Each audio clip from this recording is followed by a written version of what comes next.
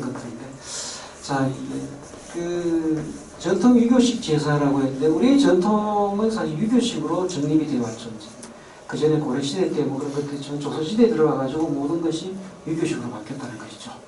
그래서 우리의 이제 전통문화, 그다음에 이제 제사의 전통은 유교식이다라고 얘기할 수 있는 것이죠. 근데 이제 여기 이제 덕양문이에요. 중종의 5째 아들이에요. 중종의 5째 아들이고, 그 5째 아들의 집안이 이 덕양풍파라고 이제 얘기를 하는데, 덕양군이 그 전주의 시 중에 여러 종파들이 있는데 그 중에 덕양풍파를 이루는 집안의 파시조가 이제 바로 이 덕양군이 된 것이죠. 제사를 보고 와서 제가 이제 본 말씀들, 오늘 뭐 이제 이런 이야기들을 할 거고요. 제가 이제 항상 강조하는 것이 뭐냐면 그 예학적 근거와 예법, 제사를 지내는 것도 그런 것이고 죽음을 처리하는 것도 그렇습니다. 장례식장에 가면은 뭐 항상 그죠. 존엄하고 경건하게 장례를 치러드립니다라고 하는데 안에 들어가 보면은 손 장사꾼 이야기밖에 없어요. 돈 받아 먹을 생각만 하고 있는 거죠. 제가 원래 연말하고 내년 초에 준비를 해가지고 그런 문제점을 해갖고 책을 만들어서 뿌리려고 생각해요. 바로 잡아보자. 죽음을 처리, 내 부모님 돌아가신 죽음을 처리하는데 돈에 휘둘려가지고 웃기게 하고 나면 기분 나쁘지 않겠어요? 네, 그리고 바로 잡아보겠다 생각하고 있습니다. 자, 이 일제강점기라고 이야기하는데 1900년, 1800년대 말에서 1900년대 초로 들어오면서 근대 학문이라는 이야기를 했었어요. 그게 서구식 학문입니다. 예를 들면 우리는 풍수라고 이야기했는데 서구식은 지리학이라고 합니다. 예를 들면. 근데 그때 했던 것들이 이제 뭐 서구의 학문 체계가 들어갔고요.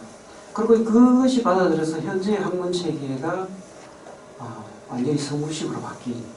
그러니까 우리 전통적인 어떤 노노맹자 뭐 어쩌고 그러고 공자왈, 맹자왈 그런 아니 그 시대에 뒤처진 사람 취급하는데 그때 당시에 그런 이야기들도 대단히 중요한 조선을 500년을 유지시킨 사상이었고 공부를 하는 지식이었단 말이죠. 한 사람이 이제 평생 의례를 라이트 오브 패세이지라고 통과 의례를 표현하면 시간뿐만 아니라 영영, 예를 들어 성남에서 광주로 넘어가거나 뭐 하남으로 넘어가거나 이렇게 했을 때에 치르는 의례들이 또 있습니다. 뭐 그런 것들. 그래서 서구에서는 평생 의례라 그랬을 때 출생 의례, 혼인 의례, 죽음 의례 이 3가지만 이야기를 하고 있어요. 그런데 우리나라에서는 그 조선이 예치국가라 그랬죠.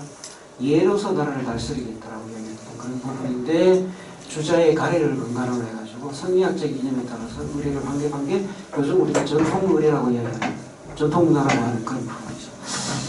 자, 그게 이제 한국 유교식 의례가 한국 의례의 문화적 전통으로 정립되었다. 그래서 이 살아평생 의례를 뭐라고 한국에서는 관음상제라고 이야기하고 가정의례라고 이야기하는데 이게 이제 어른이 되는 거죠. 아이에서 어른이 되는 거, 시집장가 가는 거, 그 다음에 죽음을 처리하는 거, 그리고 우리나라 서구에는 없는 것, 조상 제사를 지낸다는 거. 이게 동양적이지만 우리나라가 이렇게 발달되어 있는 그런 것들이에요.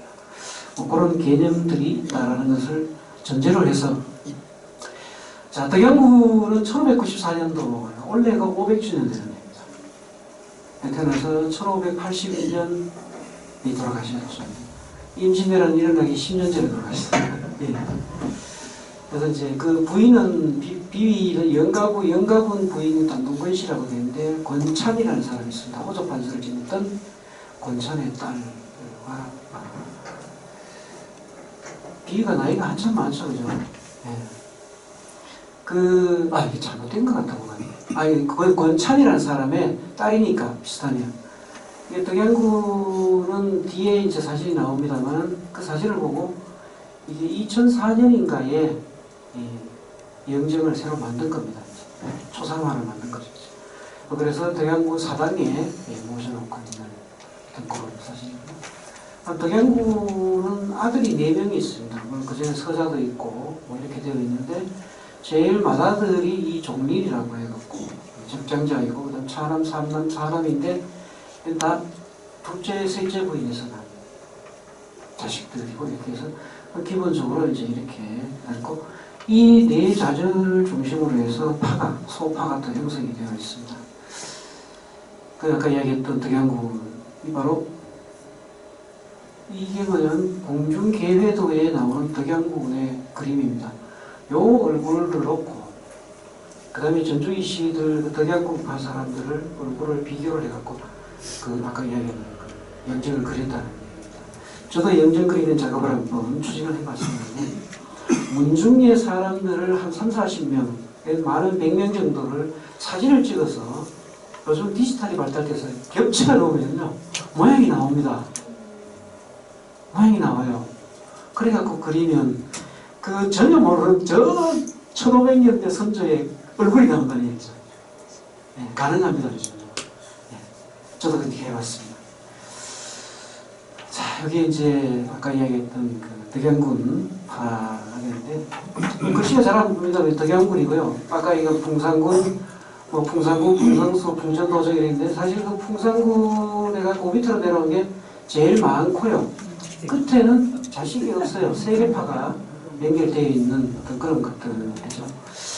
그래서 이제 이런 것들이 되어 있다. 남의 집, 원래는 그 옛날에는 뭐 좀 한 가락 한 단하고 폼 잡으면 주변에 있는 6가문 정도의 족보는 딱 꿰고 있어야 된다. 뭐 그런 이야기를 합니다.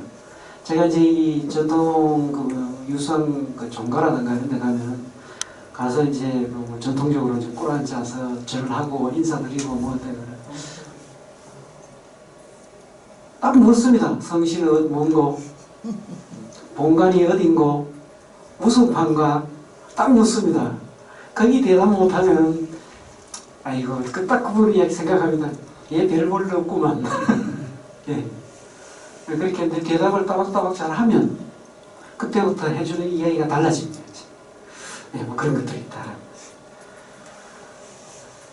자, 그래서 덕양군 제사를 모시는 곳이 바로 이제 정기사라는 게 이 정기가 덕양군의 시호입니다. 덕양군의 시호. 저렇게 이제 시호를 받으면 예를 들어 문충공, 충무공 이런 식으로 시호를 받으면 불처리 제사를 모실 수 있는 자격이 있습니다. 시호는 국가에서 내려주는 거거든요. 국불처리 자격이 있다는 거죠. 불처리는 뭐 이제 향불처리라고 해가지고 유림사회에서 이 양반은 워낙 학문적 뛰어나고 지역에서의 어떤 그런 게 있으니까 평생을 가더라도 그러니까 만대에 걸쳐서 제사를 피하지 않고 계속 지내라는 불처리 제사를 지내게 되는데 국가에서 불처리 제사를 지내라고 기본적으로 얘기하는 핵심 기본은 이 성균관 대성전에 모셔져 있는 배위들이 이제 거기에 예를 들어 유곡 선생이나 이런 분들이 사실 국가 불처리가 되겠고요. 그런데 시호를 받으면 시호 받은 사람들이 국가 불처리로서의 자격을 가진다라고 보는 것이죠. 거기에 버금가는 걸 본다는 거죠. 그래서 덕양군 역시도 이제 뭐 넷째 아들로서 뭐 왕실에서 그냥 왕자일 뿐이지 별 볼일 없는 어떤 이런 사람인데 정기라는 이제 시호를 받아서 불처리 제사를 지금도 계속적으로 제사를 지낸다는 겁니다. 덕양군 신주를 모신 사람이 이제 이렇게 되어 있고 안에 들어가면 이렇게 모습인데 이따가 보면 이제 내부 모습이라고 합니다. 멀리서 이렇게 찍으면 이렇게 보이고 이제 이렇게 문 앞에서 찍으면 이제 문 앞만 이렇게 보이는 그런 것이죠.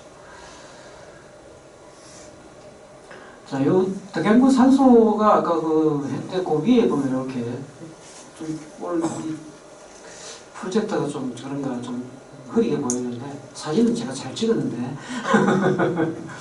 이게 이제 돼 있고 역장이라 그래가지고 후성들이 요 위로 쪽으로 올라가면서 이제 되어 있습니다. 이렇게 돼 있고 덕양군의 묘소 계절에서 제절이라고 이야기하는데 제절과 계절에서 내리다 보면은 이렇게 당당의 아파트가 딱 보입니다. 기가 막히게 보입니다.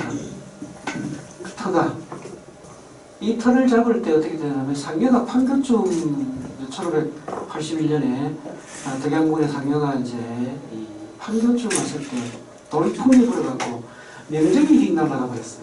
이런 전설들은 많이 있습니다. 명당을 잡았다라고 하는데 이런 전설은 얘기 집안뿐만 아니라 다른 집안에서도 꽤 많이 있습니다.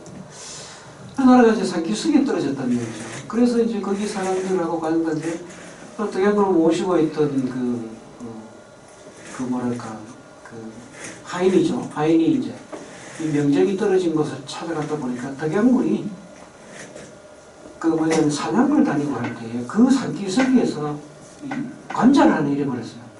그 뭐랄까 당근하고 이제 이게 다른 이렇게 관자가 거기서 발견돼요. 옥관자가 거기서 발견돼요. 금관자도 있고 한데 옥관자가 거기 떨어져 있다는 거죠. 그러니까 이제 거기를 원래 이제 정리했던 곳을 가는데 그 하관을 하기 위해서는 풍수 지관이 따라가야 되는 거예요. 지관이 둘러보더니 천하의 명당이다 라고 해서 거기를 그냥 노를 쓴 곳이 이제 여기입니다. 여기고 그래서 이제 뭐 거기 이제 국내동 산 17번지인데 신자를 향해 약간 동남향 쪽으로 이렇게 나와 있는 어떤 그런 형태이고 제가 봐도 야 괜찮은데 이제 그런 생각이 들었습니다. 자, 덕행군 아까 이제 1581년에 이제 중국자 이제 예장으로 예장이라는 것은 뭐냐면요 국가에서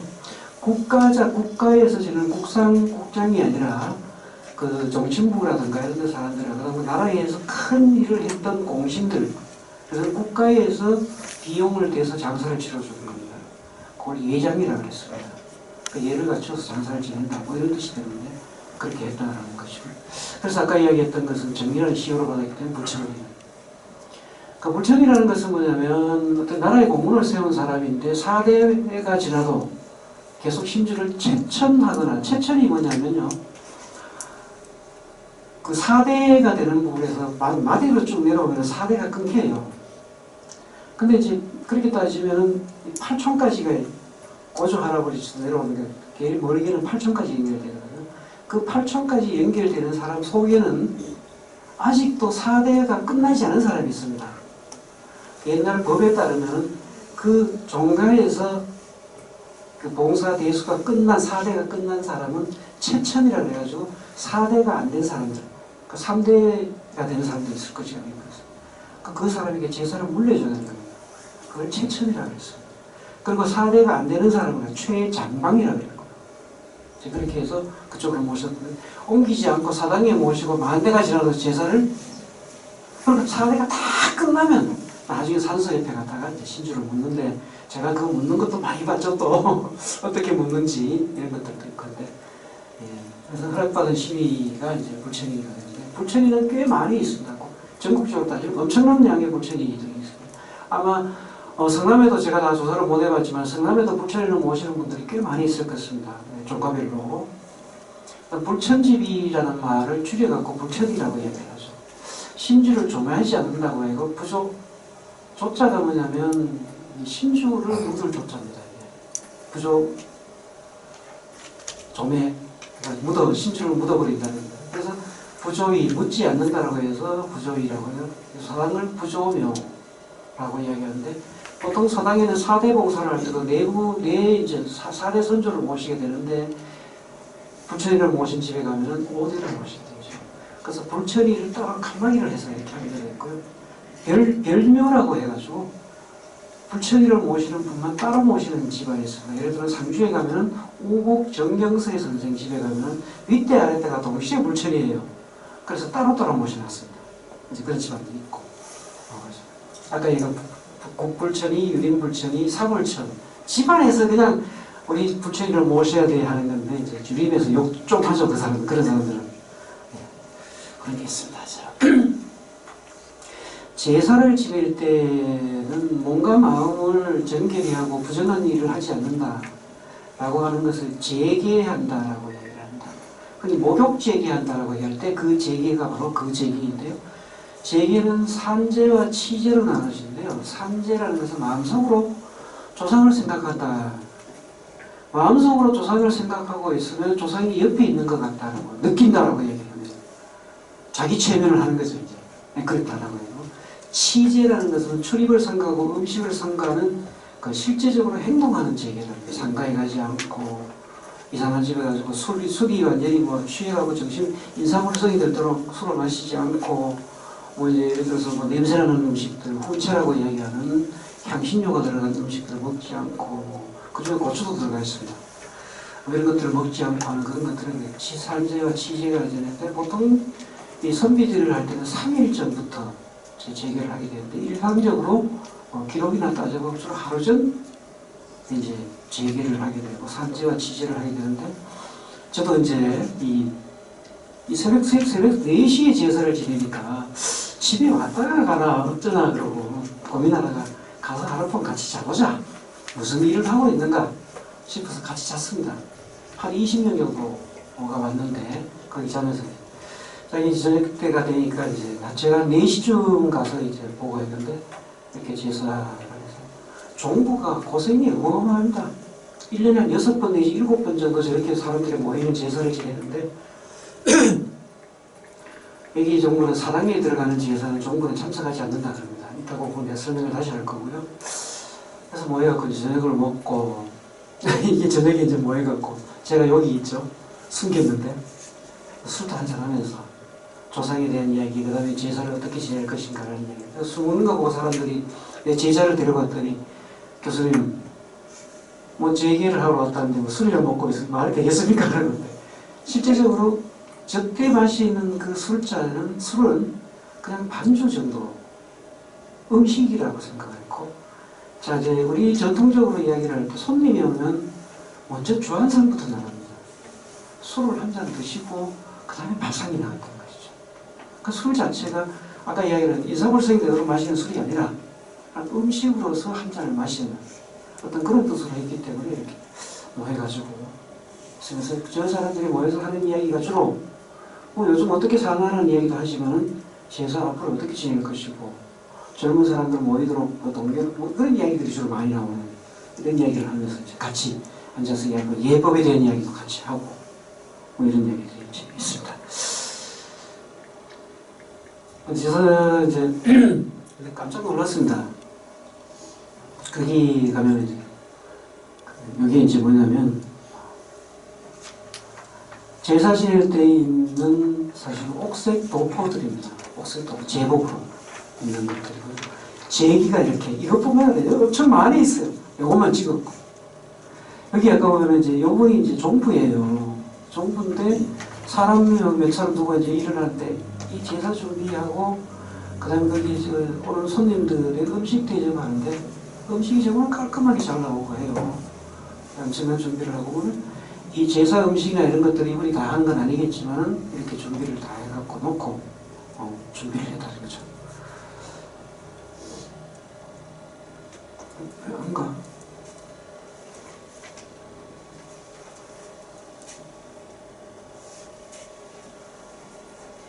안 넘어가.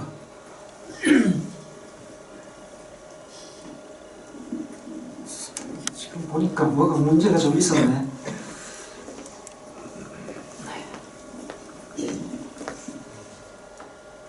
예. 자, 이 덕양군의 보위, 덕양군의 제사와 그다음 오늘로 따지면 기제사라고 얘기하는 건데 이게 왕정이기 때문에 왕실 문화를 약간 섞여 있습니다. 기신제라는 것이죠. 왕예는 왕릉에서 기신제를 지냅니다. 여기도 사실은 묘거든요. 덕양군 묘가 있고 덕양군 묘 앞에다가 이제 사당을 지어놓고 덕양군을 모시고 있는데 덕양군 혼자 모시고 있어요. 그래서 거기서 지내는 것을 기신제라고 이야기를 하는데 400년을 넘게 새벽 제사를 지내왔다라고 얘기를 합니다. 골명행사 이것도 골명이라는 이야기 쭉 할 겁니다. 신명에 대한 최고의 정성을 표현하는 시간이 골명의 제사를 지내는 것이다 라고 얘기했고 하루 전에 입제를 하고 그 다음에 그날 골명의 상을 차리고 제관이 한복을 하고 사당으로 가서 동이 트기 전 질명의 제사를 지낸다라고 이야기를 합니다. 자, 날이 밝아오는 시간 돌아가신 날 첫 새벽에 올린다. 그럼 자시에서 인시 사이. 그러니까 뭐냐면 요즘 시간으로 따지면 11시에서 3시 사이. 그러니까 인시 끝이면 5시 돼요. 사이에 지낸다. 라고. 그 다음 골명, 질명, 미명 모두가 사실 새벽을 이야기하는 것이거든요. 자, 전통사회에서는 농업사회의 생활에 걸맞게 시간이라고 이제 이야기를 합니다. 새벽에 나가서 일을 해요. 보통 새벽 4시 때 나가서 일을 한다고 이야기하는데 거기에 맞춘 거다라는 얘기입니다. 그러니까 이 사람들이 이야기하면 새벽 5시 이전에 제사를 마치면 6시, 7시부터 부담 없이 나가서 일을 시작할 수 있다. 그래서 그럼 예를 들어서 자시에 지내는 11시에서 1시 사이에 제사를 지내고 나면 잠을 어정쩡하게 자야 된다는 얘기죠. 이래 자지도 못하고 저래 자지도 못하고 일도 제대로 안 되고 뭐 이런데 차라리 4시에서 5시 사이에 5시 반 일찍 아침 먹고 나가서 일을 할 수 있다. 뭐 이렇게 자시에 지내면 선잠 자고 일하기 힘들어진다. 뭐 이렇게 얘기를 한 거죠. 자, 골명과 질명이라는데 박윤원이라는 사람이 쓴 근제집이라는 책이 있습니다. 그러니까 홍배경이라는 사람한테 대답을 한 게 있어요. 자료를 찾다가 보니까 골명의 골자는 제사 전날 제기할 때를 기준으로 그런 거 따지면 우리가 보통 기제사를 지낼 때 하루 전날 저녁이지 않습니까? 준비를 해서 기다렸다가 이제 1시, 뭐 새벽 11시에서 1시 사이 되면 제사를 지냈는데 그 제사를 제기할 때의 기준으로 그 다음 날이다. 그 다음 날. 그 제기를 하는 날까지 그래 제사 준비를 하고 제사 청소하고 하는 것들 하는데 11시까지 한다는 얘기죠. 옛날 시간부터 11시부터 1시니까 자시까지. 자시 되기 전까지 준비를 했다가 자시가 되면 제사를 시작한다는 얘기인데 바로 그 자시로 시작하는 날을 그 명일 그러니까 제기를 하는 그 다음 날이 골명이다라고 해요. 골명이다. 그리고 오늘 이야기는 내일이기 때문에 얘기죠. 그게 이제 골명이라는 거예요. 질명의 질자는 정자와 같아. 틀림없이 다음 날이 됐다는 얘기입니다. 아까 골명이라고 이야기했는데 이야기가 애매할 수도 있는데 질명이라면 골명이라는 시간이 지나고 확실하게 내일이 돼버렸다는 거죠. 그날이 돼버렸다는 거죠. 그걸 정하는 것이 질명이라고 얘기합니다. 골명이 질명보다 조금 빠르니 골명은 바로 첫 닭이 물 때이다. 네, 그렇게 얘기를 하죠. 여기 이렇게 표시를 해요. 골명 즉 개 초명시다. 축시다. 오전 1시 30분에서 3시 30분 정도 되지 않을까. 근데 우리나라는 계절별로 해가 뜨는 시간이 다릅니다. 그래서 시간으로 정확하게 표시하기는 어렵고 대략적인 시간을 맞춰서 이제 이렇게 할 수 있다. 질명은 오경에 파루가 칠 때 3시 30분에서 5시 30분 정도. 이 파루가 뭡니까? 보신각에서 종치는 거죠. 매 시간마다. 예. 옛날에 여동네 여조겸의 입장 집안에서는 오경에 제사를 지냈다. 요 오경 새벽 3시, 5시에 지냈다. 3시에 5시 사이에 지냈다. 이제 근제는 제사 당일 축시에 일어나서 이 시에 제사를 지내는 뜻으로 얘기를 했다는 얘기죠. 그러면 지금 새벽에 지내는 제사가 아니고 새벽에 지내는 거예요. 네, 그렇게 된다. 그래서 덕양군의 기신제도 봤을 때는 이러한 원칙에 맞춰져 있다는 얘기입니다. 기제사는 돌아가신 날 첫 새벽에 지내기에 골명이라는 말이 나왔고 만약 저녁 제사를 지내는데 제가 박물관에 있을 때도 전화를 가끔 받아보면은 흔히 오늘 입제를 해야 되니까 오늘 이제 제사 준비를 해야 되니까 뭐 회식한다든가 뭐 술 마실 약속이 있다든가 친구들과 놀아서 오늘 우리 할아버지 제사야, 아버지 제사야 라고 안 갔다는 얘기죠. 그날을 입제를 하는 날을 제삿날로 인정을 해놨어요. 그러다가 통금이 있고 나서 이제 제사를 못 지내게 되잖아요. 새벽 1시에 제사를 지내야 되는데 못 지내게 되니까 저녁 제사를 많이 지냈었어요. 80년대까지 그런 일이 있었단 말이죠. 근데 제사를 지내는데 입제한 날 시간을 땡겨갖고 7시, 8시에 제사를 지냈어요. 그럼 살아계실 때 지냈다. 살아계실 때 지냈다. 그렇게 되는 게 아니라 그 다음날 오늘 입제를 해서 그 다음날 저녁 7시, 8시에 지내는 건 문제가 없다는 거죠. 그렇게 지내야 되는데 의외로 하루 땡겨서 지낸 사람들이 엄청 많았었어요. 제가 박물관에 있으면서도 전화를 받아가지고 그런 이야기를 많이 해드렸거든. 설명을 이렇게 쭉 해드렸거든요. 네. 그런 사실이 있는데 반드시 돌아가신 날 지내야 된다. 사실 돌아가신 날을 계산을 해보면 얼마나 정확하냐는 얘기. 살아 계시면서 돌아가신 날이죠. 예를 들어서 새벽 1시 돌아가셨으면 새벽 1시까지 사실 살아 계셨죠. 그럼 새벽 1시에 운명하셨다는 얘기. 그럼 예를 들어서 오후 2시에 돌아가셨다고 오후 2시까지 살아 계셨어요. 그리고 오후 2시에 돌아가신 거죠. 그 날이 사실은 기일날이라는 얘기예요. 제사 돌아가신 날. 자꾸 국조 오래인데 근데 축전오각이라고 해놨어요. 삼경삼점. 그러니까 축시가 아까 1시부터 3시 사이라고 그랬는데 축전오각은 1각이 15분 날입니다. 축전오각. 그러면 11시 45분쯤이 축전오각 시간이에요. 국조 오래는 요때 제사를 준비해서 지내라는 거예요. 그리고 축시 1각 1시 15분에 제사를 지내라는 거예요. 그 축전오각 때문에 한 1시간 동안 진설을 하고 뭐 이렇게 준비를 옷 갈아입고 진설하고 하는 식을 다 하고 1시 15분 되면 제사를 지내라고 국조 오래에는 표시를 해놨어요. 그러니까 혹시 뭐 필요하실까 싶어갖고 행사일 축전 5각, 그 행사용 축시 1각 이라고 표시를 해놨었습니다. 조선왕조실록 세종 4년에 보면은 대소 제사 시간은 축시를 쓰도록 하라 라고 실록에까지 이야기를 축시라고 해놨는데 아까 이야기한 예서라든가 일반 자회에서는 아까 골명제사라고 그렇게 지냈기 때문에 기신제도 역시도 새벽 제사가 일리가 있는 이야기다.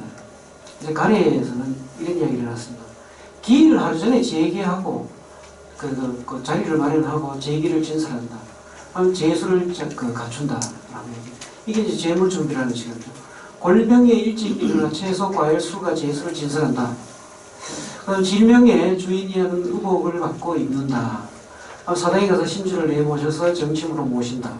기제사는 하루 전에 준비해서 돌아가신 날 첫 새벽에 지낸다는 이 전통이 여기서 나온다는 얘기입니다. 그래서 결국은 제사를 지내는 것은 돌아가신 날 지낸다는 것은 확실한데 시작 시간이 약간의 규정과 이런 것들이 조금 관습과 이런 것들이 다르다라는 얘기를 할 수가 있는데 어쨌든 돌아가신 날이에요.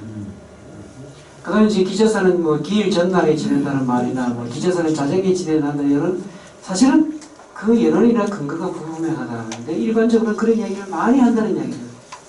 네, 그래서 가래 기일 하루 전에 뭐 이런 이야기 나온다든가 옛날에는 사실 하루 전 자시가 애매한 시간이에요. 그죠?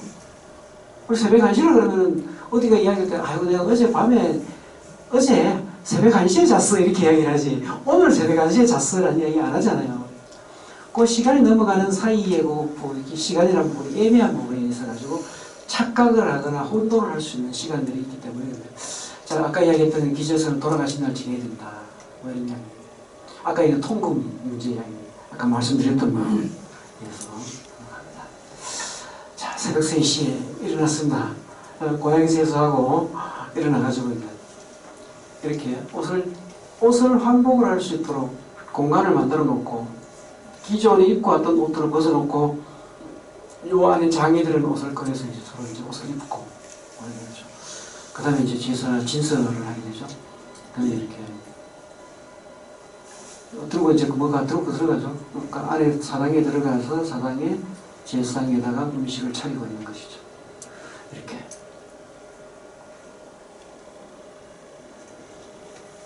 이거 또 들어갔어. 자, 그러니까 제사를 이제 지내는데, 좀 이따가 이야기할 건데, 제사 준비를 할 때에, 제사를 모실 때에, 할아버지 제사에 할머니를 같이 모셔야 되나라는 얘기가 나오죠. 주자의 가례에 따르면 단설입니다. 할아버지 제사날은 할아버지만 모셔야 되고, 할머니 제사날은 할머니만 모셔야 된다. 근데 우리나라에서는 그래도 평생을 산 정이 있는데 이게 실제 유학자들이 그렇게 이야기했었어. 유학자들이. 그래서 양위 합설을 해야 된다는 얘기입니다. 그런 집안들이 70% 넘습니다. 우리나라에 조사를 해보니까. 자, 그러니까 뭐냐면 가령 단설이냐 합설이 조선에서는 사실 합설을 했다는 얘기죠. 합설을 했다는 얘기인데 여기 보면은 이게 학봉 선생 후손인 서산 선생인데 시제 공일탁도라고 되어 있죠. 시제를 지내는 데 있어서 사시제를 지낼 때 있어서 하나의 상에 고의와 비위를 같이 차린다는 이야기예요. 조금 전에 봤던 제사 상차릴 때에 덕양군의 제사에도 하나의 상에 고의와 비위를 같이 차렸어요. 네. 이렇게 차리는 어떤 그런 것들. 하나의 상에 신주가 둘이죠, 그죠? 이렇게 되어 있는 것이 바로 공탁이라고 이야기를 합니다. 요 집에 보면 여기 학봉선생 불천이 제사인데요. 학봉선생 불천이 제사인데 상이 따로 있죠. 여기 따로 이제 각탁이라고 이야기를 합니다. 고위상 따로, 비위상 따로. 근데 요거는 이제 그 예학자들이 설명을 해놓은 걸 쭉 들어보면은 공간이 넓으면 이렇게 차려놔요. 돈도 많으면, 아니, 재물이 2배로 들어갈 거 아니에요. 네, 그러면 차려놔라는 이야기입니다. 그러니까 덕양군 비위는 합설의 공탁이라는 이야기입니다. 이렇게 된다는 이야기가 되는 것이죠.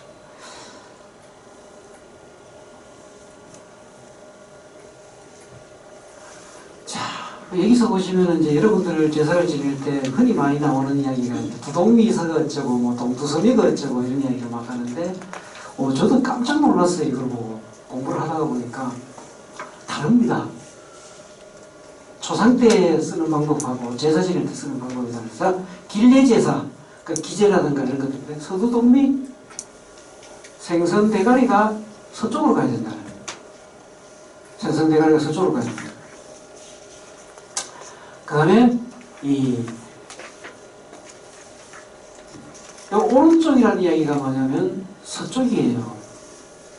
우리가 쳐다봤을 때 서쪽은 왼쪽인데 라는 이야기를 하는데, 의례를 행할 때, 제사를 지내거나 초상, 모든 어떤 그런 걸 할 때는 신의를 기준으로 합니다. 신의의 뒤쪽이 북쪽이고요. 그 다음에 신의의 앞쪽이 남쪽이에요. 천자는 남향한다는 얘기예요. 그래서 경복궁이 남쪽을 향해 있지 않습니까? 그죠? 그렇게 되면은 경상좌도는 동해안 쪽이고, 경상우도는 지리산 동쪽 기슭이에요. 그럼 전라좌도는 기르산 서쪽 기슭이고, 전라우도는 서해안 쪽이 됩니다. 그러니까 경복궁에서 내려다 봤을 때 그렇기 때문에 신의를 중심으로 오른쪽 왼쪽 구분해야지, 자기 중심으로 쳐다보고 좌우를 구분해갖고 엉망진창이 된 이 방위가 한두 가지가 아닙니다. 이제 뭐 그런 걸 이야기할 수 있는 기회가 생기면 제가 갖다 드리고 말씀드리겠습니다. 자, 대가리는 어째 배부분의 신의 쪽으로 살아있을 때와 바뀌었기 때문에 아랫배는 기가 모이는 곳이기에 신의 쪽을 향하도록 한다는 게 상변도구라는 책에 나와 있습니다. 서부도입니다. 이 집에 보면은 어떻게 되어 있습니까? 생선 대가리가 동쪽으로 가 있습니다. 밑에 보시면 흉내, 상중에서는 두동미서를 생선 대가리가 오른쪽으로 가야 돼요. 자, 왼쪽으로 가야 돼요. 왼쪽에서는 동쪽으로 가야 됩니다.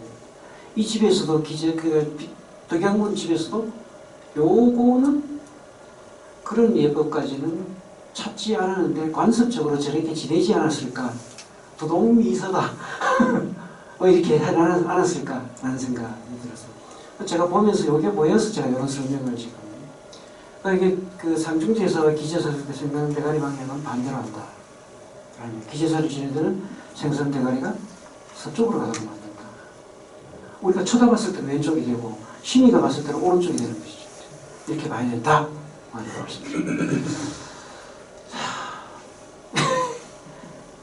여기 여기 덕양군의 이제 기제 비위 기신제를 지낼 때 보면은 이쪽이 밤이 여기 있죠. 대추가 여기 있습니다. 그래서 제사 차리는 방법도 참 재미있는데, 보통 이런 식으로 고임을 막 하는 집안 같으면 얘도 이만큼 제 고임을 높이 할 거예요. 원래. 근데 안 해요. 조그마한 그릇에 이렇게 담아놓은 거. 뒤에 잣도 있고 뭐 이렇게 있는데, 다 그렇게 호두도 있고 안에 저렇게 담고. 요거는 이제 일반 안동에 어디 있는 집안인데, 여기 보면은 여기에 뭐가 있어요. 대추, 밤, 저렇게 높이 쌓아서 이렇게 되는. 자, 이게 조율시라든가 홍동백서란 말이 어디서 나왔냐라고, 전통적으로 뭐 그랬다라고, 어차피 짧게 공부하고 강의하시는 분들을 하면은 옛날부터 뭐 이 사자성어처럼 뭐 반석의 행동이 어쩌고 막 이런 이야기를 막 하신다고요. 근데 이 과일 차리는 것에 대해 가지고는 그런 이야기가 없어요. 전통적으로 기록을 아무리 뒤져도 그런 이야기가 없어요. 그런데 제가 이제 뭐 자료를 찾다 보니까 1919년, 3.1 운동 일어난 해예요. 근데 그 경상북도 대구의 동쪽에 있는 경산이라는 곳에 정기현이라는 분이 계셔서 타과라는 호를 쓰는 분이 계신데 그분이 습내국 도설이라는 것을 만들었어요. 원래 습내국이 뭐냐면 장기판 같은 건데요. 말이 22개예요, 한 편당. 양편으로 나누면 말이 22개인데 그 22개를 거기 장기판 같은 데 다 올려놓으면 제사상이 완성되는 겁니다. 첫 번째 시작하는 게 대초로가다. 그걸 표현해 놓은 것이면, 그게 그런 바둑판 같은 걸 만들어서 그 정기현이라는 사람이 젊은 딸이나, 그러니까 젊은 며느리나 어린 딸들이 제사 지내는 법을 모른다, 가르쳐낸다. 라고 만든 것이 그 습내국이라는 것이고 제사상 차리는 법을 가르치는데, 여기 보시면은 글씨가 잘 안 보입니다만은, 아까 이야기한 것처럼 진설도라고 정식으로 글을 쓰는 사람이 쳐다보면서 썼었어요. 글자가 바로 써져 있죠? 근데 제물들 밑에 보시면 글자가 다 거꾸로 돼 있죠? 바로 심의가 내려다보는 겁니다. 그러니까 글씨를 이렇게 쓰는 모든 조선시대에 나온 책들이나 그 전에 나온 책들을 보면 제사상 그림은 다 이런 식으로 거꾸로 써져 있습니다. 그래서 이제 나온 게 뭐냐면, 자, 여기 보시면, 과래 있죠. 원래 주장의 가래를 사례 편랍이라고 하면, 과, 4개만 쓰죠. 혹은 6개만 되어 있어요. 과일의 종류도 구분하지 않았다는 얘기입니다. 뭘 쓰든 관계없다는 얘기입니다. 그래서 제가 이제 다른 데 다니면서, 특히 여성분들 많이 오시면, 내가 과일 가지고 홍동백 써가지고 이런 식으로 막 따지고 그러면은, 아무렇게나 놓고 쓰세요. 그러니까 집안에서 혼나는데요. 그걸 하시는 분들이 그래요. 김신욱이가 그랬다 그래요. 그런 얘기를 했었는데, 그러니까 실제 책 보면 요것만 써져 있어요. 과만 써져 있다고요. 다. 그런데 과일이 무슨 종류를 쓰라는 이야기를 못해요. 왜? 예를 들면 남쪽에 제주도에 쓰는 게 다르고 당연히 서울에 쓰는 게 다를 수 있잖아요. 과일을 그렇게 규정할 수가 없어요. 여기서 저 동남아 지역이라도 바나나 많이 나오는데 바나나 써야지. 예를 들면요. 그런 건데 굳이 조율시 이거 굳이 이해할 필요는 없다는 얘기죠. 아무거나 써도 된다는 얘기죠. 거기다가 또 농협에서 장례식장 사업하면서 돌아다니면서 했던 이야기가 신토부리가 어쩌고 우리나라에서 난 거. 웃기는 이야기. 사과나 배는 그럼 우리나라 건가 그게? 아니잖아요. 이런 거 따지면 그런 제가 그것도 해갖고 저 과일 제사상에 쓰는 과일들을 원산지도 뒤져봤죠. 한번 원산지도 한번 뒤져봤었어요. 우리나라 많이 있는 게 없어요. 우리나라도 있고 다른 데도 있고 같이 있어요. 특히 배 같은 경우는 18세기 이후에 들어오는 거예요. 네, 예를 들면 자, 그래서 보면 여기 과자를 쓰고 밑에 한자로 조자를 써요. 과자 한자를 한글로 과라고 쓰고 조라 쓰고 여기는 한글로 대초라고 써놨습니다. 대초라는 얘기예요. 그 다음에 이제 여기 그 다음 줄에 과하고 그 다음에 율이라고 쓰고 밤이라고 써놨습니다. 그래서 그 다음에 그 과라고 쓰고 시를 써놓고 감이라고 써놨죠. 그 다음에 나오는 것이 뭐냐면 또 과라고 써놓고 이자를 썼고 배라고 써놨습니다. 그리고 그 옆에는 과인데 이제 잡과 조과. 잡과는 뭐냐면 계절별로 나오는 그런 과일 다른 걸 하나 써도 된다는 얘기고, 그 다음에 또 하나가 조과는 뭐냐면 유과라든가 이런 것들 과자 종류를 쓴다는 얘기가 되는 거죠. 자, 그래서 조율시라고 표현하는 여기 있습니다. 조율시이가 여기 딱 표현했고, 요 정기현이라는 사람이 이걸 설명하면서 조율시로 쓴다 라고 표현한 게 첫 번째입니다. 유일하게 차이지는 겁니다. 그 다음에 나오는 게 뭐냐면 홍동백서라 그러잖아요. 이 집에도 보면 가면 홍동백서로 쓴다라고 이야기를 하십니다. 근데 홍동백서의 근거는 정말 웃깁니다. 이게 이제 요 옆에 나온 책이 업문상례라고 나오는 책인데, 이 김동진이라는 사람이 청계천에서 책방하던 사람이에요. 서점 주인이에요. 서점 주인이 이 업문상례라는 책을 만들었는데, 그 책에 보면 근거도 없고 설명도 없고 아무것도 없어요. 저 책이 한 30페이지 되나? 27페이지인가 30페이지 정도 되는 책인데, 밑에 보면요, 홍동백서라고 써놨어요. 홍동백서라고 써놨습니다. 그렇게 해서 이 홍동백서란 말이 이렇게 나왔고 조열시라고 하는데 조열시나 홍동백서는 근대에 나온 용어이지 옛날에 나온 용어는 아니다 라는 것을 여러분들도 알고 쓰시고 혹시 집에서 댁에서 제사를 지내거나 하실 때는 과일 놓는 순서 가지고 뭐라 그러지 마세요. 아무렇게나 놔도 되니까 걱정 안 하셔도 된다는 얘기예요. 자, 조금 쉬었다가 하겠습니다. 자, 안 오신 분 손 들어보세요. 자, 이야기를 진행하겠습니다. 자, 새벽 4시에 이제 제사를 아까 준비를 그렇게 하고 4시 돼갖고 이제 그러면 이제 초에다 불을 켜고 제가 점촉이라고 표현했는데 이거에 대해서 저는 특별한 적이 없어요. 그 제사를 지내거나 뭐 이렇게 할 때 촛대를 놔야 될 것인가라는 문제죠. 새벽 4시 어둡잖아요. 물론 뭐 요즘 이제 사장이가 뭐 전기 다 들어가 있고 전등 다 있는데 촛불 켜야 되느냐는 얘기죠. 누가 그러더라고요. 뭐 옛날부터 해왔는데 계속 해야지. 대낮같이 밝은 샹데라도 있고 그렇게 화려한데 굳이 이거 뭐예요? 촛불을 켜라는 이야기가 무슨 어둡기 때문에 켰다는 거죠. 조명입니다. 그래서 굳이 뭐 그렇게 안 해도 되는데 이 집안은 전통이니까 촛불. 전통이 아니라 밤에 지내요. 어쩔 수 켤 수밖에 없는 어떤 그런 상황. 이제 봉축이라는 것인데요. 이 봉축이라는 것은 일반 사가에서는 거의 보지 못하는 겁니다. 봉축은 종묘 제사를 지내거나 그 다음에 사직단에서 사직제를 지낼 때에 저 봉축이라는 행사는 대단히 중요한 겁니다. 축을 해서 신에게 축을 일단 올려야 된다는 개념이 들어가거든요. 그게 바로 봉축입니다. 축함을 이렇게 저 밑에서부터 들어오고 이렇게. 요것은 다른 사람들은 동문과 서문이 있는데 동문으로 다녀야 되고, 근데 요거는 주황의 신문으로 다닙니다. 축하는 그렇게 들어오면 그게 다르다. 요 옆에 있는 건데 이게 이제 뭐 왕자니까 이제 이렇게 썼겠죠. 세숫대야에 이렇게 고기가 들어가 있는 것은 일반인이 쓰면 안 됩니다. 좀 불법이에요. 네, 왕실에서만 쓰는 겁니다. 어쨌든 뭐 왕자니까 아까 여기 숙판이 들어오면은 보자기를 열어서 축을 이렇게 올리는데 사실 열어서 올려놔야 됩니다. 향로, 향합, 네. 강신을 할 때 쓰는 술잔. 참사사 치위 그러면 이때 창원이 있죠. 치위 그러면 사람들이 이렇게 모여서 기본적으로 이제 이 사람이 창골 집리라고 이야기를 하는데 이 사람이 제사 순서를 쫙 적어놓고 이제 한문으로 읽어 내려가는 거죠. 실제로 여기서도 그랬고 옆에서 이제 젊은이들 못 알아들으니까 해설을 옆에서 해주는 거죠. 네, 그렇게 해서 하게 되면 참사자들이 와서 집사자들이 좌우 집사가 이렇게 모이고 그 이들이 들어올 때 아까 예를 그 세숫대 안에 물을 담아놓고 밑에 수건을 놓고 손을 씻습니다.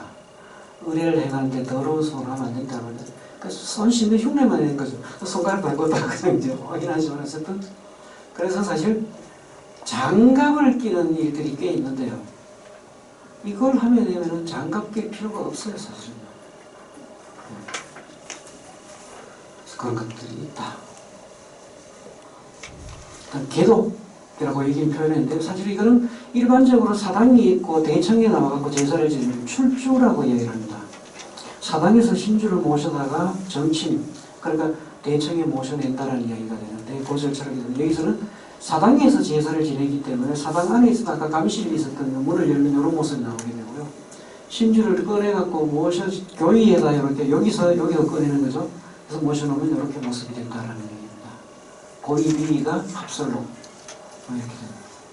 신주 출치라는 장면인데 여기서는 바로 계독 해갖고 여기서 이렇게 모셔요. 그 순서를 이렇게 여기 모셨는데 머리가 위에 덮개를 벗기고 그다음에 여기 독개거든요. 뚜껑이고요. 뚜껑을 하면 여기 이렇게 보이는 것이 뭐냐면 도라는 겁니다. 신주 덮개. 신주를 덮는 건데 자세히 보시면은 이쪽은 이쪽 색깔이 다르죠. 고위는 자색이고요. 비위는 비색이다. 그러니까 제가 공부할 때 제가 외우기가 어려워가지고 아유 고자는 비비다. 그렇게 외웠었어요. 고자 비비. 고인은 자색 덮개를 쓰고 비위는 비색, 그러니까 분홍색 혹은 붉은색 덮개를 쓴다는 뜻입니다. 자색은 청색 계통이라는 뜻이고요.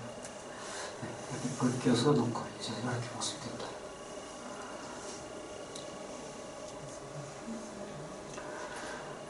제사의 조상제를 모시는 절차인데 아까는 분향이라는 것을 하죠.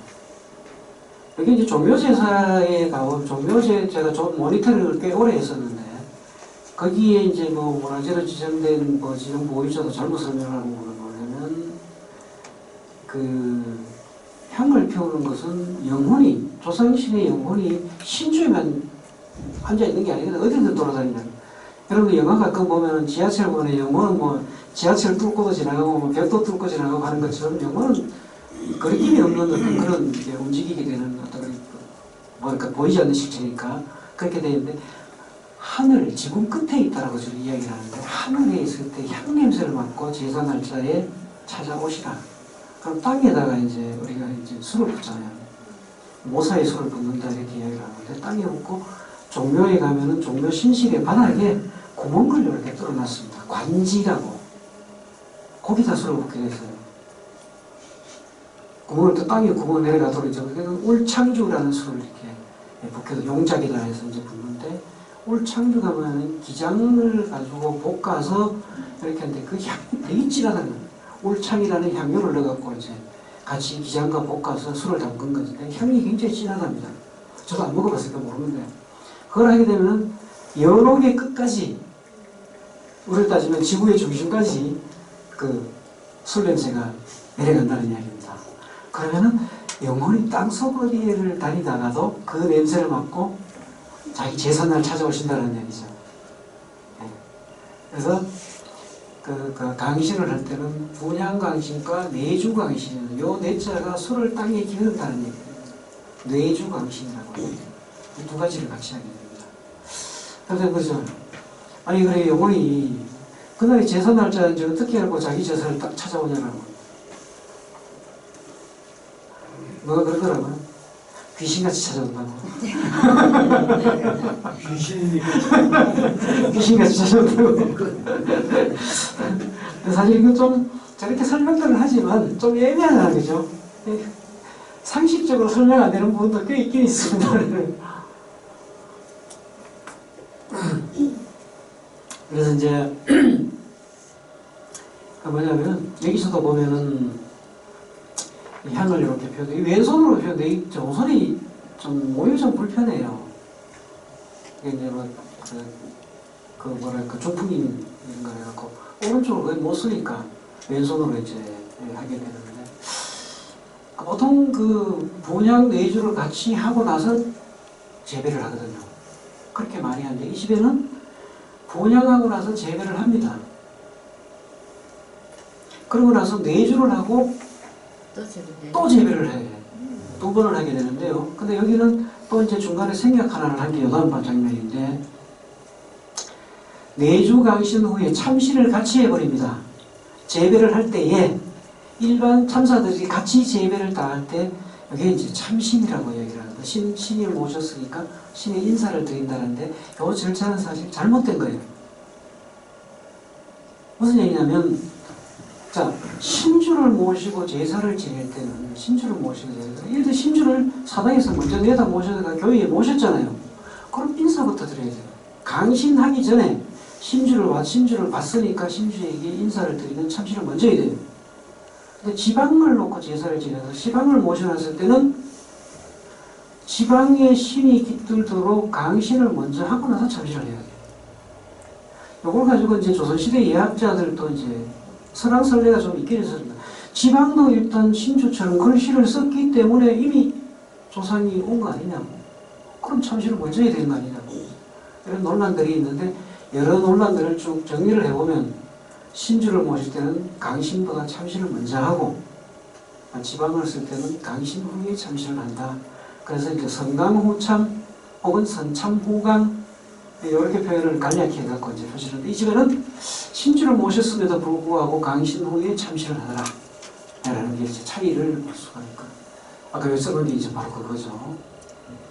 여기 이제 숫자를 이렇게 퇴죽 그릇과 모삭 그릇이 두 개가 있습니다. 네, 그렇게 해서 이제 이렇게 됐어요. 제사를 지내는 모습들. 그 다음에 첫 번째 잔을 올리는 소헌. 그 잔을 왜 세 번 올릴까요?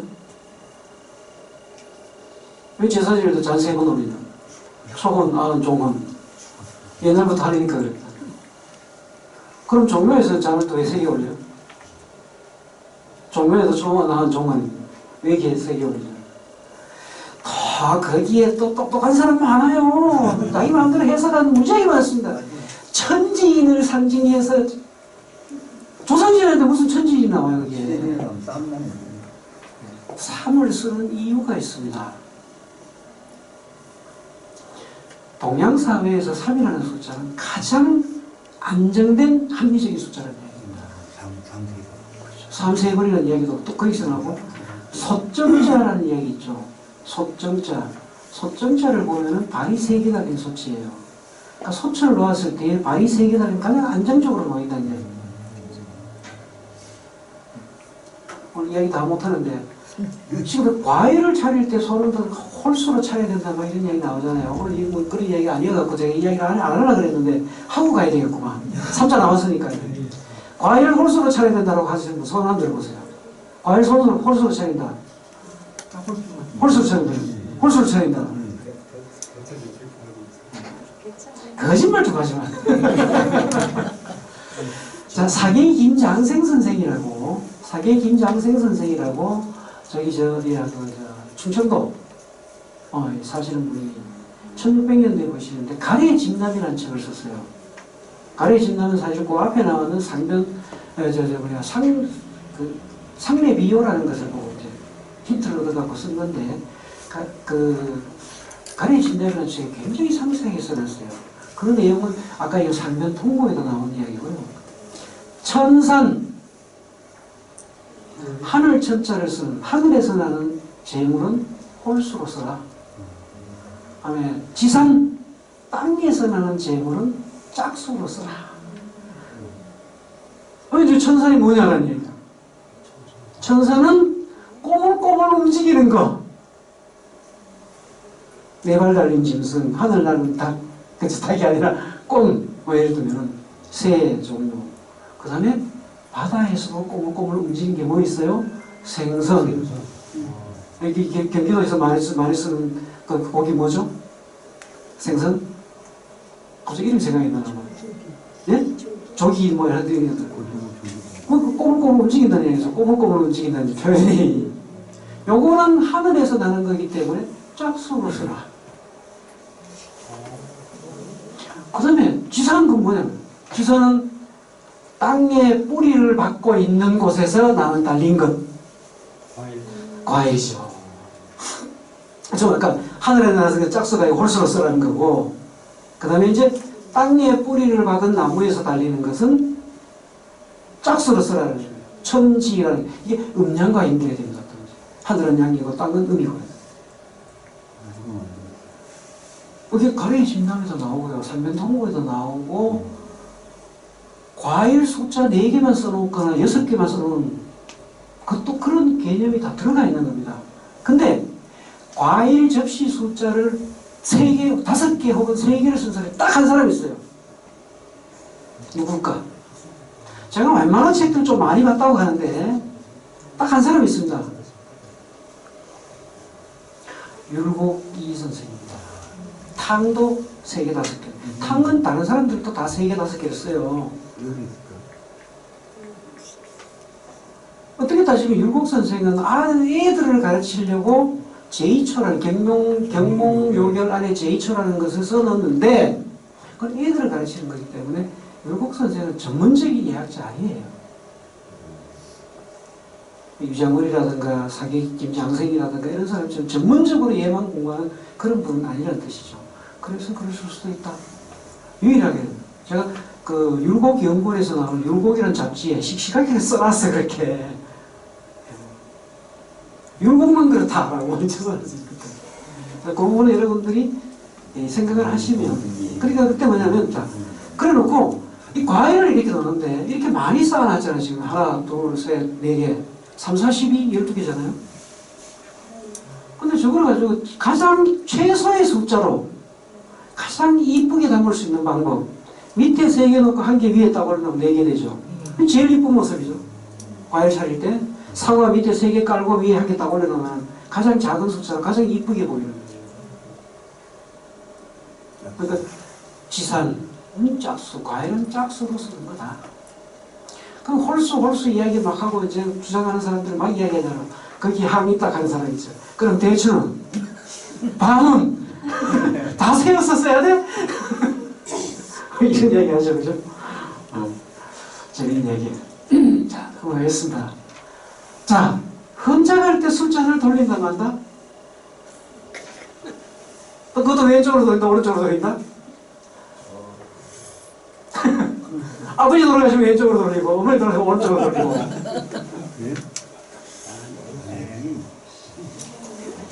말을 안 된다. 자, 여기 위에 있는 게, 그죠? 올해에, 그러면서 이제, 자, 여기 이렇게 이야기하고, 그 다음에 차가운 술을 향로 위에다가 향불이 이렇게 올라오는, 연기 올라오는데, 올려놓으면 술잔이 따뜻해진다. 술이 너무 찬 거 아니니까 데워준다.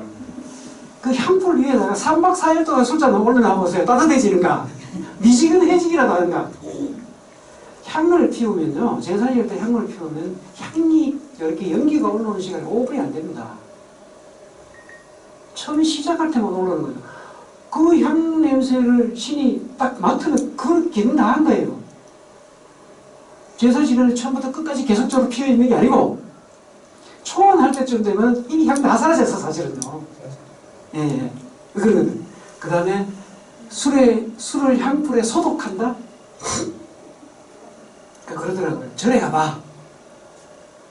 법당에 목이 있던가, 팔이 있던가, 큰 소리 막 빵빵 치죠.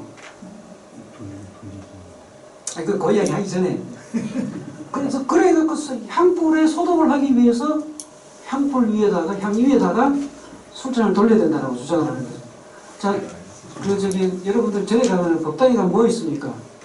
내 모퉁이에다 피워놓은 게 뭐예요? 모기향이지.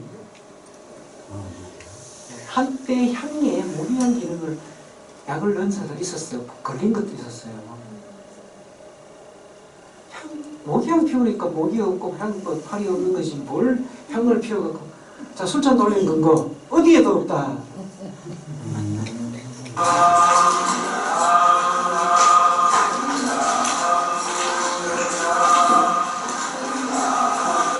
돌렸습니까? 안 돌렸어요. 예, 저게 원래 2024년 2월 28일인가? 26일인가에 성균관에서 석전제를 지낼 때에 제가 직접 찍은 겁니다. 직접. 저는 다른 사람 못 들어가는데 저 안에 들어가 사진 찍을 권한이 있어가지고 직접 찍은 거예요. 술잔 안 돌립니다. 여보세요, 여기도 안 돌리지 않아요. 어디 갔어? 안 돌리지 않습니까? 요렇게 하는 걸 가지고 헌이라 그럽니다. 받들어 올리는 것을 헌. 그리고 요 숫자를 받아가지고 신이 앞에 이렇게 갖다 놓는 것을 전. 네, 이렇게 이야기를 하는 것이죠. 자, 이제 아셨으니까 앞으로 안 하시면 됩니다. 왼쪽으로 돌린다, 오른쪽으로 돌린다. 엉터리 거짓말이거든요 아니, 30분에 맞추라 그랬더니 안 되겠네.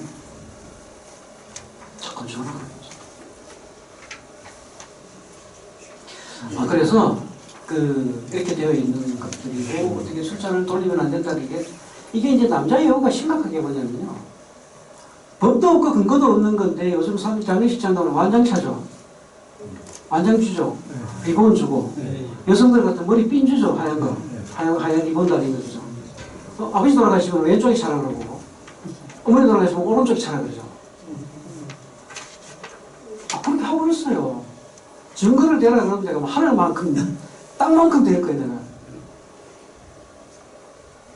엉터리입니다. 지난 시간에 내가 이제 검은색 완장하고 뭐 이렇게 들어오는 건 이제 역사를 이야기 쭉 했는데 서양에서도 그렇고 일본에서도 그렇고 우리나라에서도 그렇고 완장은 1969년대 사라졌어요. 이미 검은색 완장이가 사라졌어요. 근데 그때의 완장을 사고 찾는 이 서양식 법에 있어요. 완장을 찾는데 다 왼쪽입니다. 오른쪽이 아니고 왼쪽 팔에 찬다라고 되어 있고, 이건 왼쪽 가슴에 찬다라고 되어 있고, 이거 머리에 띠 57년도에 나오거든요. 왼쪽 차라 오른쪽 차라 없어요. 그냥 머리에 리본을 단다는 얘기밖에 없어요. 그런데 지금 장례식장 가면 온 천지 나와 있죠, 그죠? 한 세트 2만원, 10명 하면 20만원 나오죠. 돈 되는 겁니다. 그 사람들이 삼주한테 설명하고, 장례식장 종사자한테 설명할 때 가정의례 준칙이 있어요. 가정의례 준칙이 있기는 뭐가 있어? 아무것도 없는데. 자, 2021년도까지 개정된 건전 가정의례 준칙에 따르면 상복은 양복을 입을 때는 검은색, 한복을 입을 때는 흰색. 여성들 그 장례식장 가면은 개랑 한복, 수고 이렇게 막 나오고 이상하고 자주색도 있고 이상한 거 있잖아요. 그거 어떻게 하는 얘기입니다. 그렇게 규정되어 있어요. 그리고 아까 얘기했잖아요. 4대 봉사를 하기 때문에 8촌까지. 요즘 직계 비속만 상주가 된다라고 이야기를 해서 가정의례, 건전 가정의례 준칙에 표시를 했어요. 근데 그 외에는 상복을 안 입어요. 근데 그 사람들도 원래는 상복을 입어야 되는 복인이라는 얘기죠. 복인.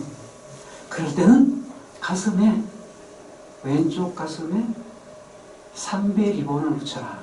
삼배 리본은 사실 일본에서 들어온 리본에다가 우리나라식으로 삼배로 바뀐 거예요. 하여튼 뭐, 왼쪽 오른쪽 이야기를 할 때는 사람이 자리를 만들 때에 좌우를 따지는 거죠. 그 좌우도 아까 이야기했던 신의를 중심으로 봤습니다. 그러니까 사당 앞에 가서 줄을 설 때에 남자의 역으로 서라 그러거든요. 그때 좌측이 어디냐면 동쪽이에요. 우측이 여성이 서는 서쪽이고 오른쪽이고.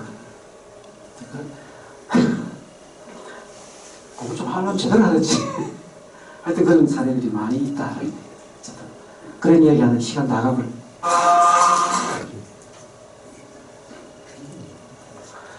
자, 어쨌든 그렇게 이야기를 하고, 독축 뭐 이제 뭐 돌아가신 날 돌아와서 뭐 관계가 무량하고 뭐 이렇게 마음을, 이 사모하는 마음을 참으셔서 오늘 제사 드립니다 라고 하는데, 그 내용은 딱 음미를 해보면 나한테도 복 좀 주세요 라는 얘기입니다.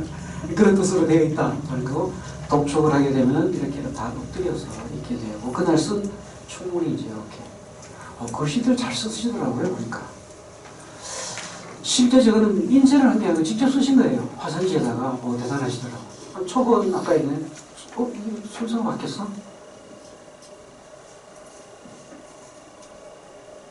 잠깐만. 독촉을 첫 번째 하고, 독촉을 하고, 독촉할 때 사람들이 다 이렇게 엎드리는 듯한 이런 모습들이고, 여기 이제 뭐 조상 때하고 좀 다른 건데, 주인의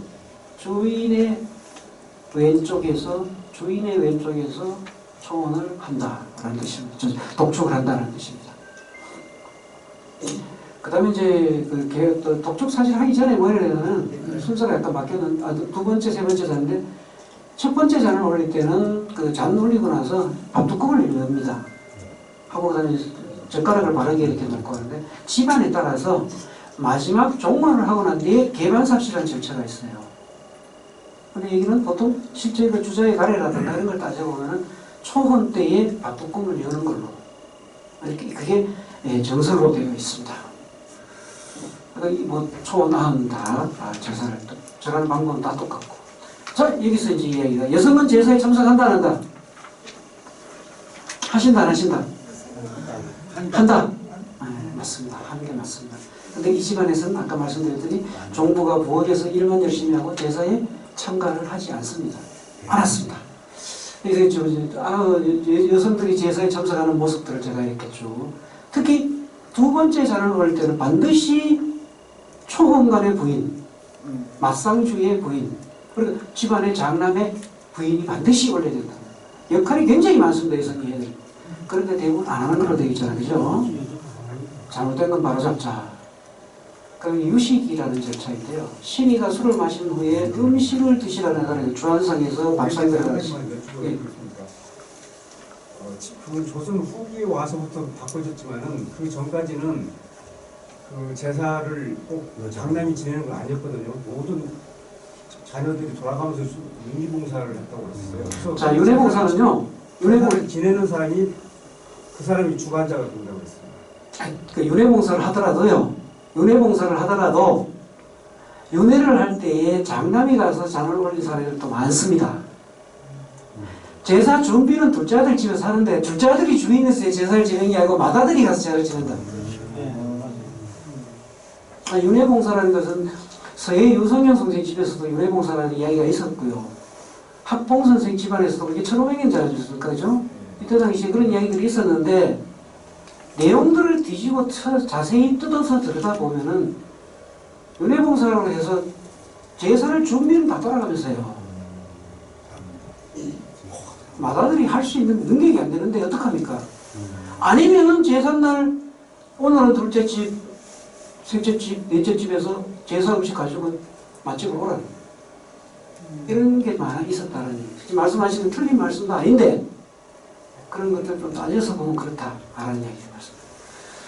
이제 보통 밥그릇 뚜껑에다가 술을 부어서 마지막으로 종문 때 올린 술잔을 할 때 술잔이 왜 거기다 더 채워야 되냐면요.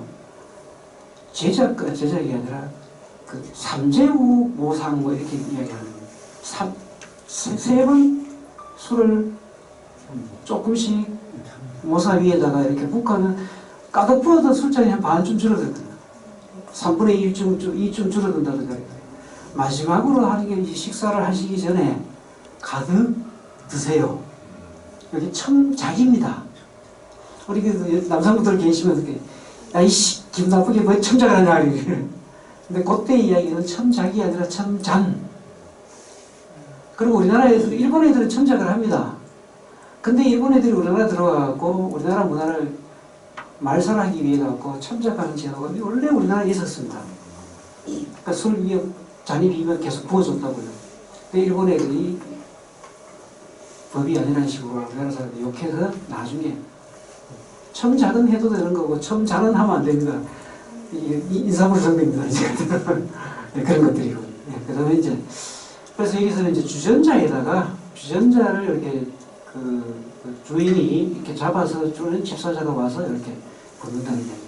그리고 유식을 하고 그렇게 하고 이제 삽시정제 첨작하고 삽시정제를 하고 나서 이제 유식간 초혼간이 재배를 하는 게 또 있어요. 근데 책에 따르면 롯데 재배가 없어요. 그냥 올리고.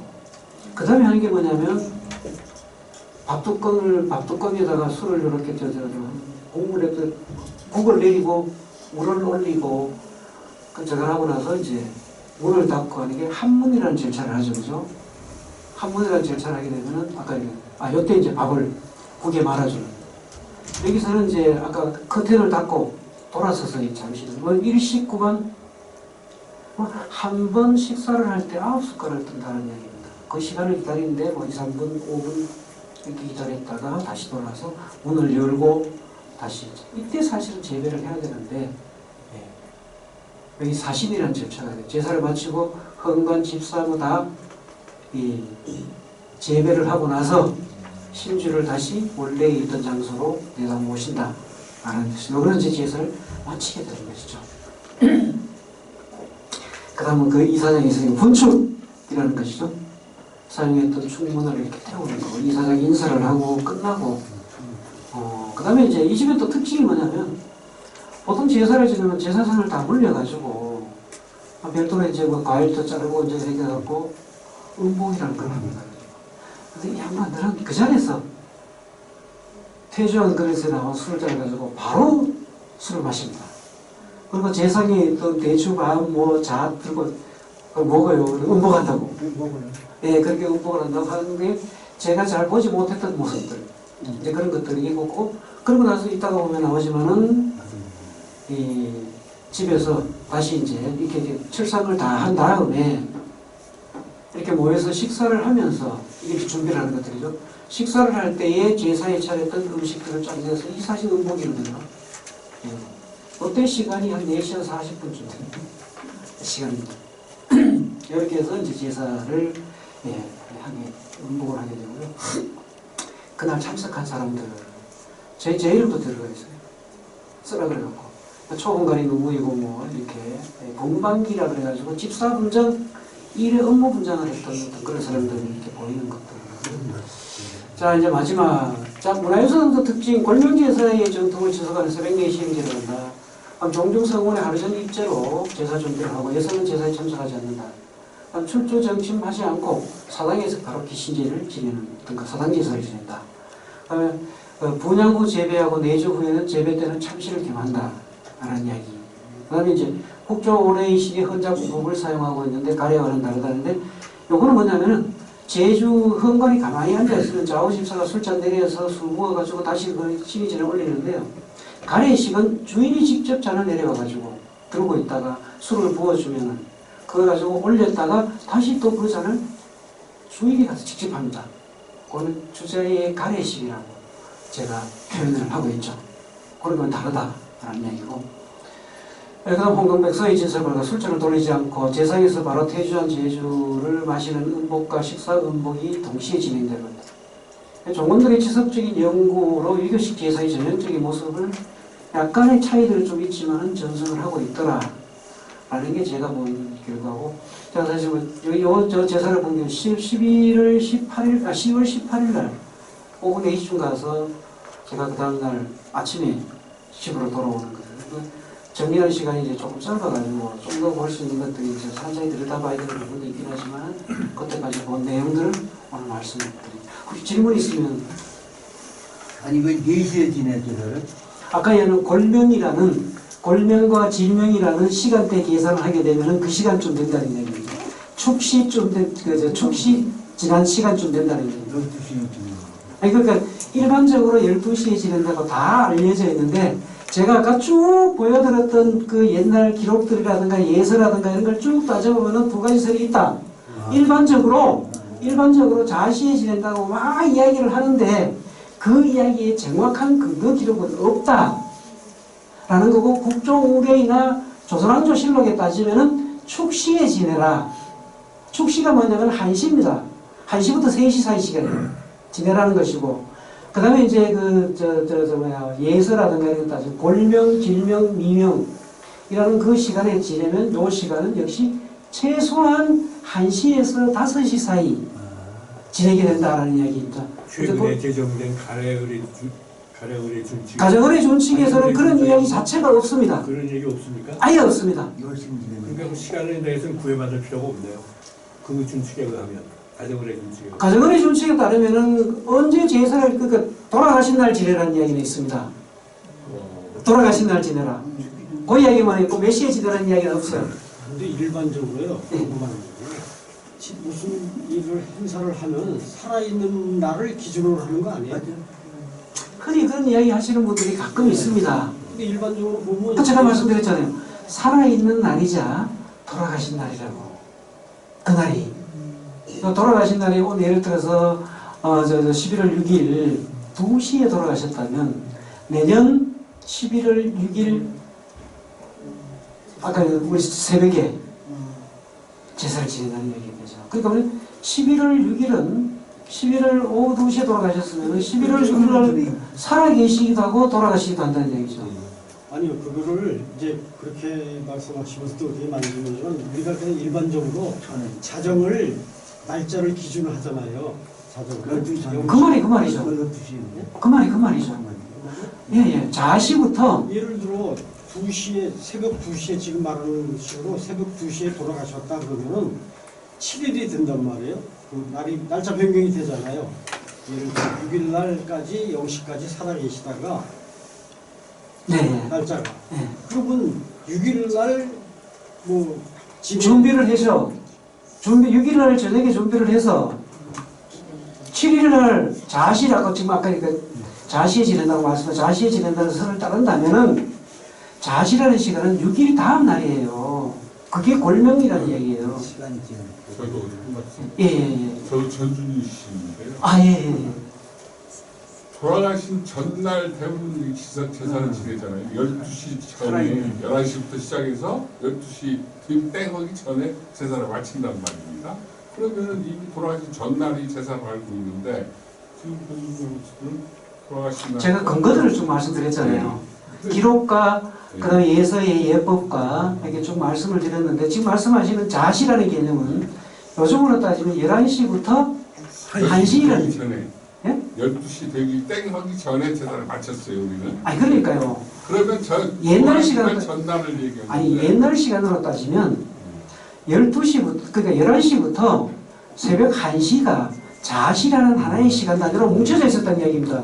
지금으로 따지면 12시가 아니고 11시부터 1시가 그러니까 11시라는 시간 요즘으로 따지면 11시라는 시간은 이미 내일이에요. 오늘이 아니고 그 11시는 이미 내일이라는 이야기입니다. 그러니까 요즘 따지면 12시라는 개념이 시간 단위가 60분 단위로 나는데 옛날은 2시간 120분 단위였지 않습니까? 그런 지구가 태양 궤도를 도는 과정을 시간계에서 15분 단위로 나눠보니까 그렇게 나왔던 거잖아요.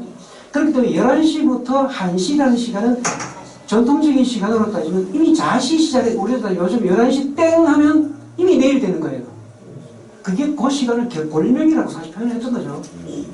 그렇기 때문에 지금 하루 전날 지내는 게 아니고 그러니까 예를 들어서 이런 거죠. 5일날 입제를 해가서 준비하고 뭐 청소하고 제사물 준비 다 해갖고 이제 시간 딱 되니까 11시에 제사를 12시에 끝났잖아요.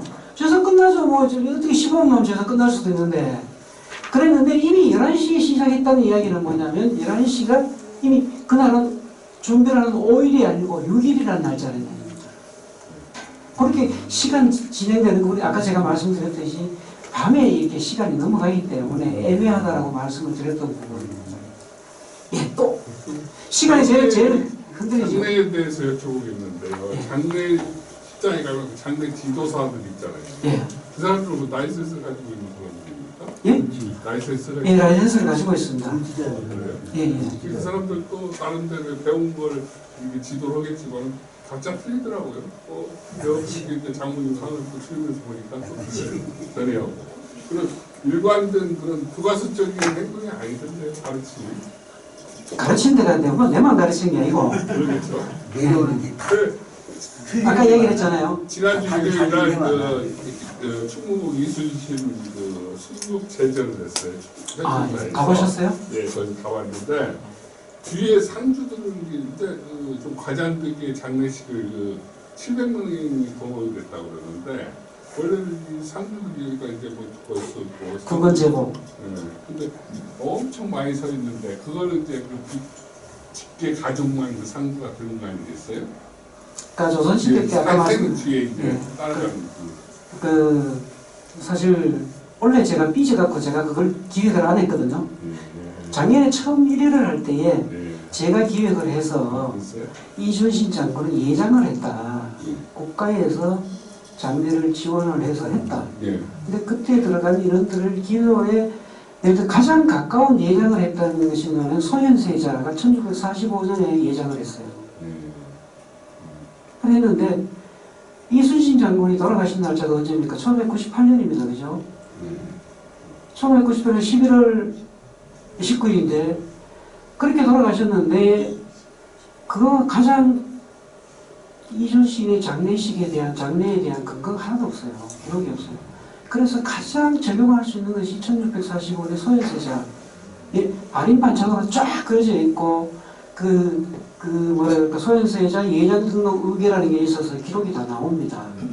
그래서 그때 당시에 17세기 당시에 그러니까 16세기 말에서 17세기 당시에 있었던 복식에 대한 어떤 그런 복식 전문가, 의례 전문가, 상여 전문가들이 모여가지고 고증을 자기가 다 했어요. 그때 동시 들어가는 돈이 한 7억 정도 들어갔습니다. 행렬을 준비를 하는데 근데 원래 3억 2천을 한다 해가지고 그냥 안 한다 그랬어요. 못한다.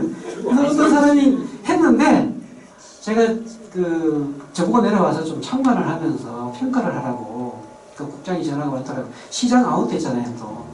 그래서 이제 근데 제가 3일날 그 덕양군 세일제를 보러 가느라고 내가 못 갔어요. 사람을 보내갖고 영상을 찍어보라는데 지금 말씀하신 것처럼 상주 숫자 엄청 많죠.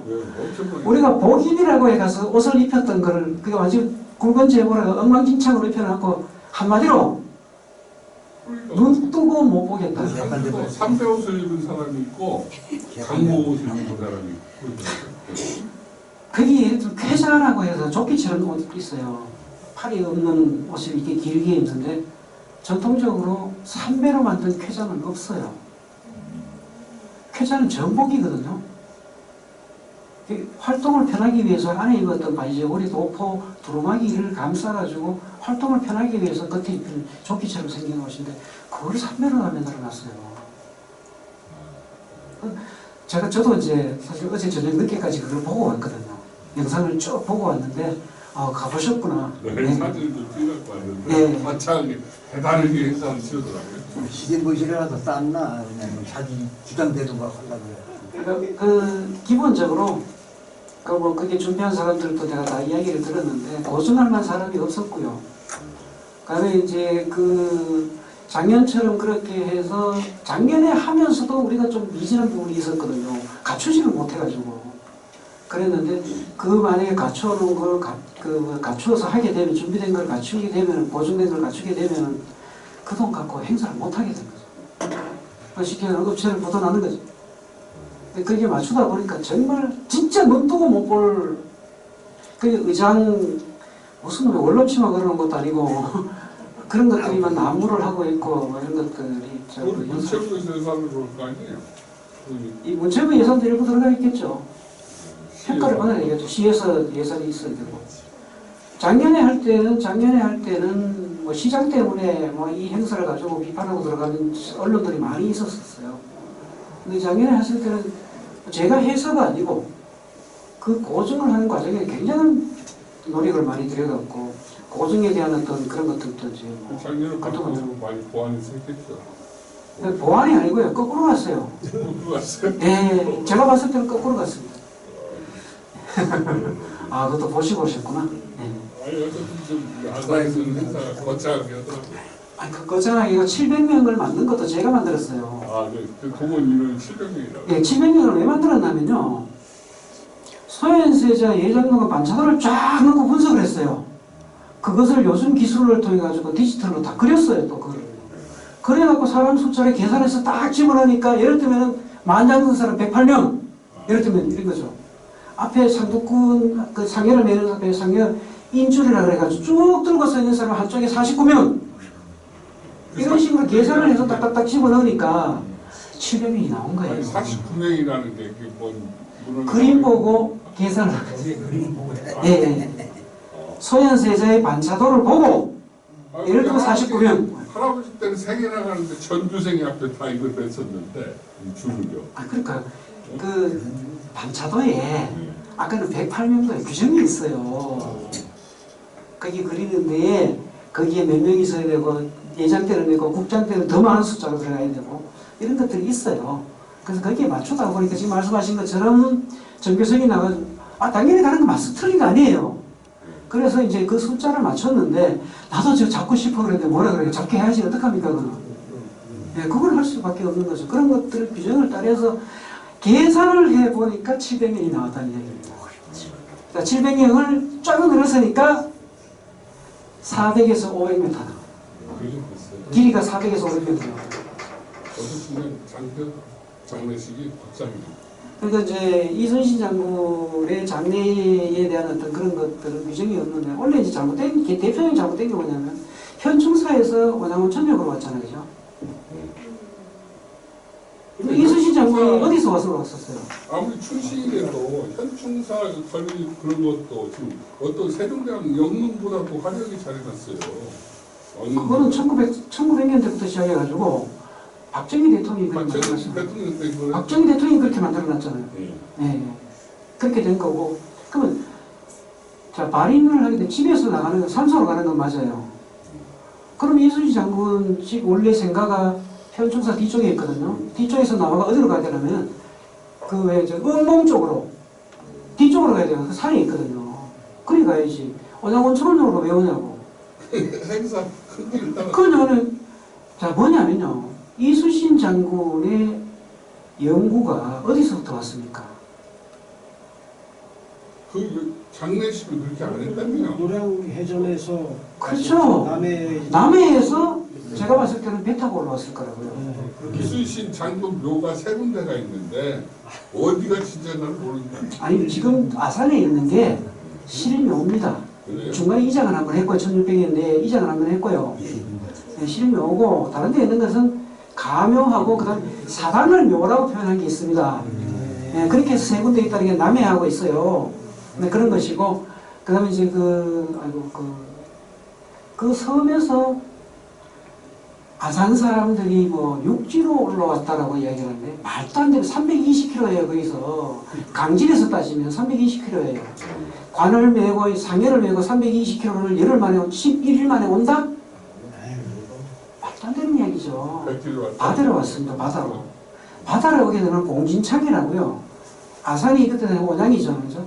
온양이 공진창이라고 해서 대형 조원선이 정박하는 곳이 아산에 있습니다. 그 바다에서 한참 강을 따라 안쪽에 있어요. 그게 곡교천인데요. 거기까지 들어와서 거기서부터 집으로 간 거죠. 1차 집으로 갔다가 집에서 저쪽으로 간 거죠. 제가 작년에 기획한 것은 뭐냐면 오나원 천년을 건 거는 뭐냐면 그 공진창 나루까지 너무 멀어요. 사람도 없고 그 사이는. 그래서 그걸 건너뛰어서 오나원 천역에서 출발한다고. 그렇게 해서 제가 산소로 가는 개념을 했는데 현충사까지. 현충사가 뭡니까? 이수신 장군을 모시는 사당이지 않습니까? 그렇게 계획을 했는데 이번에는 현충사에서 원정에서 오나원 천역으로 왔어. 그 집에서 전쟁터로 다시 가는 장사를 어떻게 전쟁터로 지낸지 모르겠어요. 네. 하여튼 그랬습니다. 예. 네, 고생 많으셨습니다. 고맙습니다.